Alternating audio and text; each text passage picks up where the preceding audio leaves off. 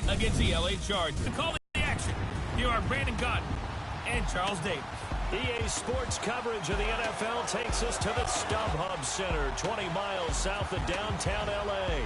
Tonight, we wrap up an intriguing Week 2 with a good Monday night matchup between the Jacksonville Jaguars and the Los Angeles Chargers. That second win in a row.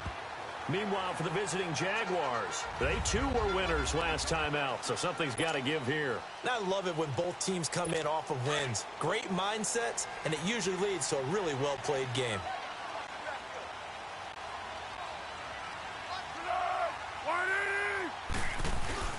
They go play action here on first down. Here is going to fall incomplete. He was looking for his tight end, Hunter Henry. That'll bring up second down.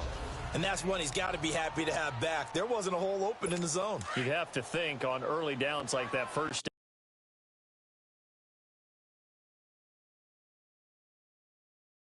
down. Need to be a little bit more careful. Yeah, fortunately for him, got a couple more downs to play with. And now whistles and a flag, and I think we got a jump here.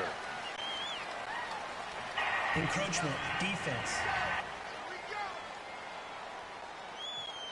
So a jump there defensively. And it's a killer. Watch the football. Still second down. Don't move across the line of scrimmage until the ball moves. So the penalty certainly helps them out as they come up on 2nd and 5.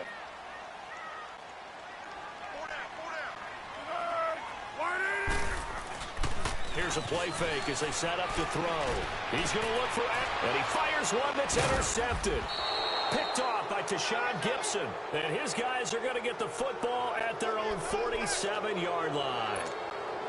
Bortles leads the Jags up 1st and 10 on their side of midfield at the 47.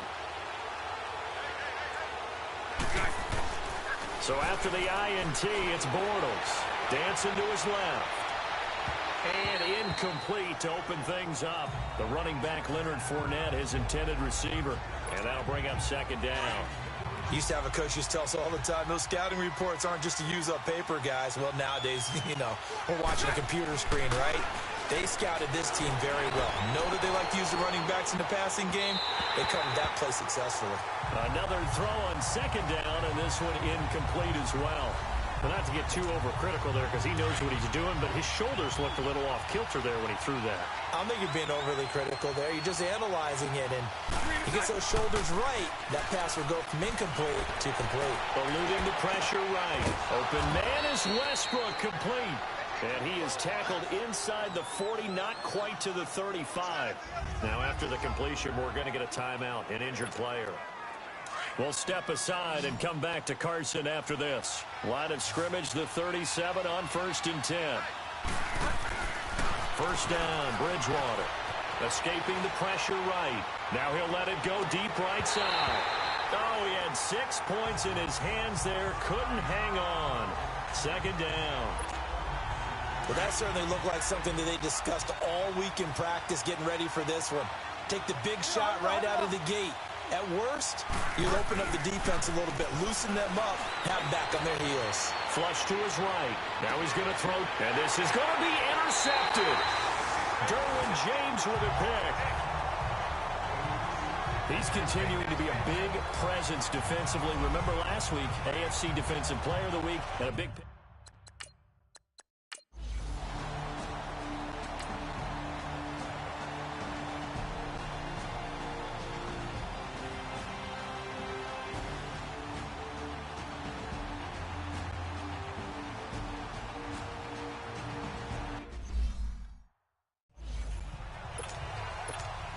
And now out come the Jags. It's a quick turnaround for them after the turnover, but the way they moved it on their last drive, they're probably eager to get right back at it. And you know me and you know my tendencies in this situation.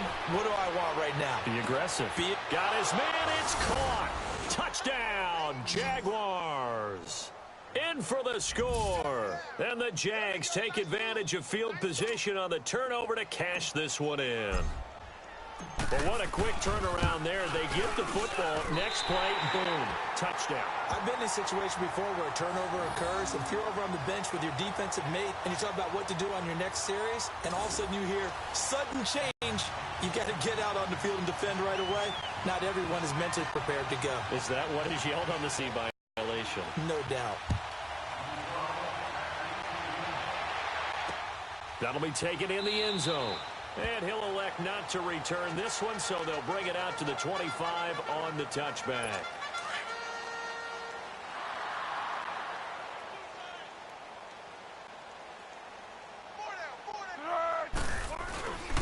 They'll start the drive with a run by Gordon.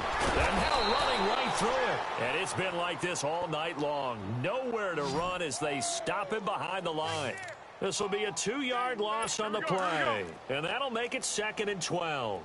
An interesting and intriguing decision there defensively because they kept extra DBs on the field despite seeing the multiple tight end look that came out for the offense. I thought they were going to switch out of it. I didn't know if they felt they didn't have time or what the case was. Well, in any event, the extra speed allowed for great penetration as they stuffed that one behind the line of scrimmage. What a difference a week makes. Last week, he hit on over 80% of his passes. This week, he's down under 50%. What do you see as the difference? Well, I think we're used to seeing a drop. If someone's over 80%, they're not going to hold that number, not in this league. But a drop under 50%, that just tells me that the defense has spent a lot of extra time on game films and came up with a really good plan to try and chip away at his timing. Well, clearly one of his advantages as a passer is his height, sit back in the pocket, fired over the middle. That makes things tougher defensively, doesn't it? It really does because your goal is to move the quarterback off his initial spot when he gets his drop back completed. But when you have that type of height, he can stay in there. If he's willing to take the hits and just fire over the top, which saves him time and actually completes a play a little bit quicker than it normally does for a quarterback who has to slide and find open space to throw.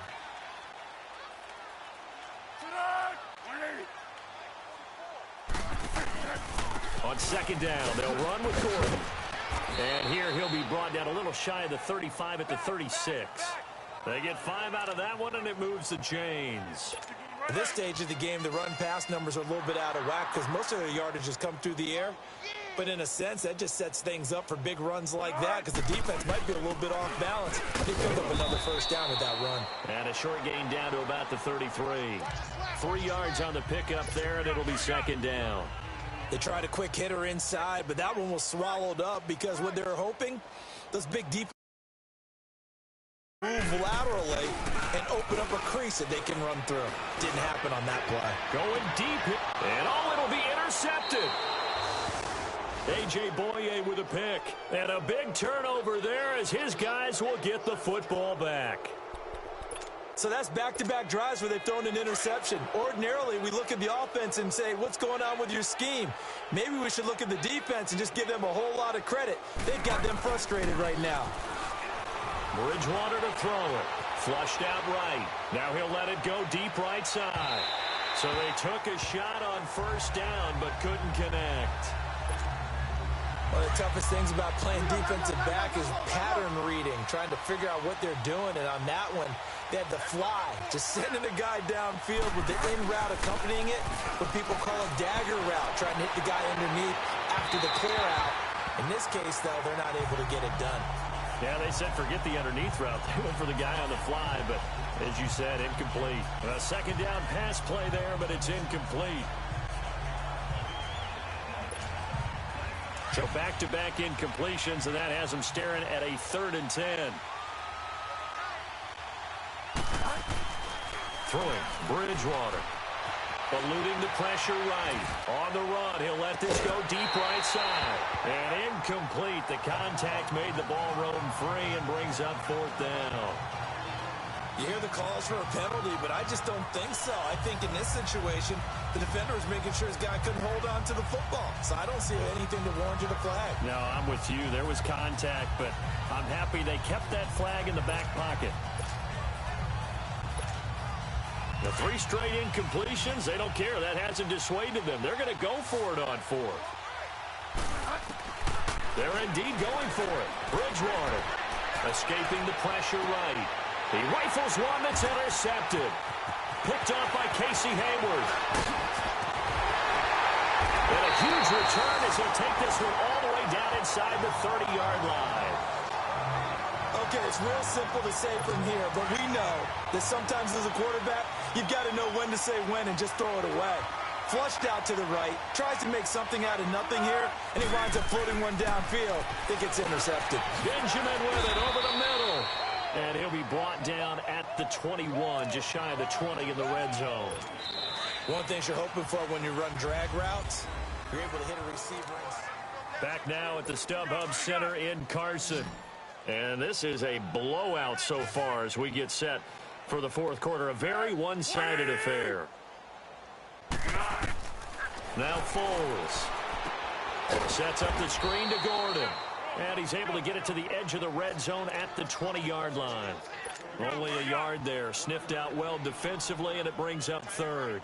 I thought that wasn't a bad time to call the screen. I thought late game, down on the scoreboard, had to figure they were expecting a pass downfield.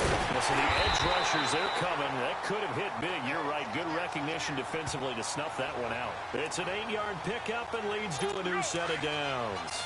Boy, he does it at a high level, doesn't he? Because when I watch him, I think of his vision. Straight ahead, peripheral. Also has that sense of where holes are going to be before they actually open. I think that helps set him apart from many of the other backs in the league. And a pickup of about 4 down inside the 10 to the 8-yard line.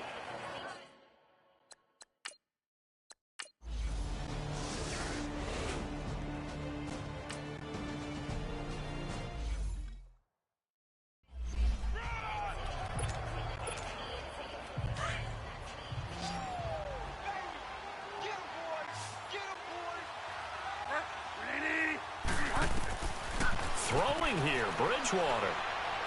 He'll rifle this one deep right side. And they went for a big play through the air on second down. Couldn't connect. Now it's third. Fourth quarter, you've got the big lead. If you're coaching, Charles, you still taking shots like that downfield? I'd be a little more concerned with running some clock and making sure you're taking care of the lead, because you keep flinging it around, you throw a couple of picks, you can put yourself in jeopardy. And now the third down throw incomplete as well. Okay, I'm not quite sure how to judge that one. Maybe didn't have enough legs underneath him. Mechanics. But how about this, a fake? And this is incomplete. A huge gamble, and it does not pay off. They fake the punt. It doesn't work out.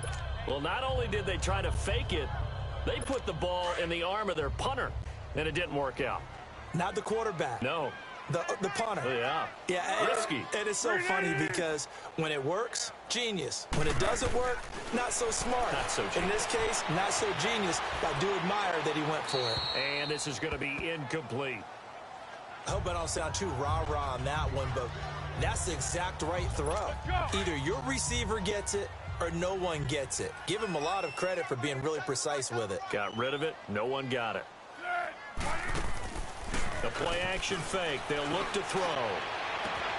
Finds the open man. It's Mike Williams. And oh, so close as he takes it all the way to the 2-yard line.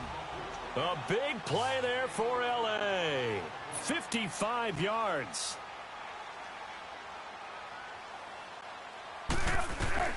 Here's Foles. And he's got his man. It's Henry for a Chargers touchdown. Hunter Henry, his first touchdown here of the new campaign. And the Chargers, they're able to cut into that deficit. And yeah, that touchdown counts for their team, but I think it counts more for the fantasy guys, doesn't it? Yeah, and he will not be able to get away as Foles is taken down. So tried to throw it in for 2 points, but the D got home, brought him down. Yeah, got home, which means there had to be good coverage. Just had nowhere to go with the ball. Typically, you try and throw quick hitters, quick slants, maybe even a quick fade. Nothing was open. He ends up getting sacked. And out now comes Jacksonville as they get ready to go. Defensively, there's still 3 timeouts. Do you even need to use them at this point? I think a lot of coaches do it anyway, and it seems like cosmetics to us. Does it just send a message? And that's caught inside the 35.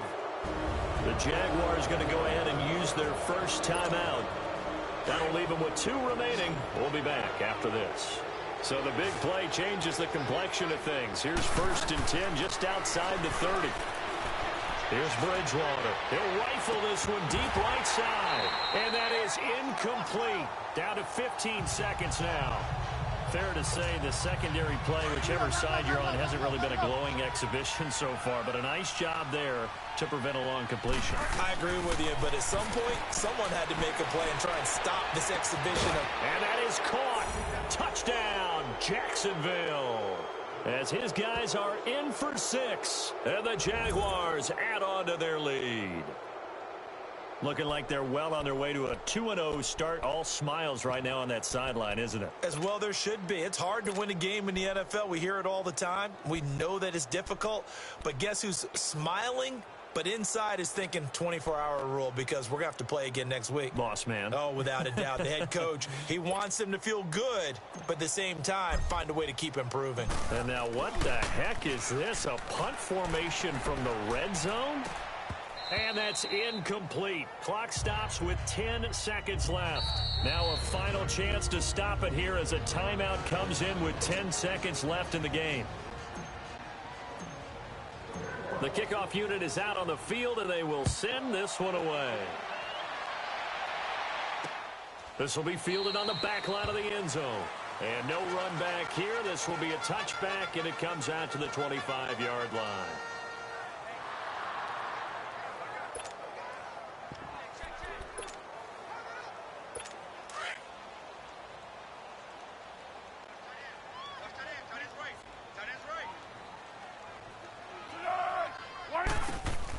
Now a play fake here on first down. Caught left side, Williams. And they work this well upfield across the 45. And a timeout comes in. The whistles blow with 3 seconds remaining. A big hitter to start the drive has him up near midfield here for 1st and 10. One final shot. They'll look to throw. Now a desperation throw deep downfield. A big offensive explosion helped leading them to victory. And the defensive guys, they're just saying, hey, put those points up every week. We'll just keep winning. They will gratefully accept them, won't they? It makes their job that much easier when they're scoring that many points. Allows them to play with a totally different style and a different flow.